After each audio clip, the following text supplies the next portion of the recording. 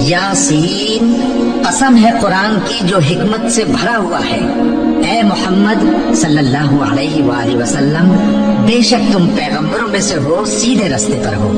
یہ قرآن غالب و مہربان کا نازل کیا ہوا ہے تاکہ تم ان لوگوں کو جن کے باپ دادا کو خبردار نہیں کیا گیا تھا خبردار کر دو کہ وہ غفلت میں پڑے ہوئے ہیں۔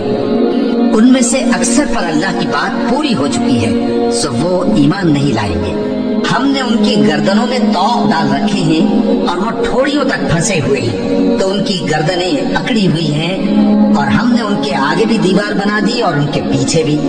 پھر ان پر پردہ ڈال دیا تو یہ دیکھ نہیں سکتے، اور تم ان کو خبردار کرو یا نہ کرو ان کے لیے برابر ہے، یہ ایمان نہیں لائیں گے۔ تم تو صرف اس شخص کو خبردار کر سکتے ہو جو اس نصیحت یعنی قرآن کی پیروی کرے اور رحمان سے غائبانہ ڈرے، سو اس کو مغفرت اور بڑے ثواب کی بشارت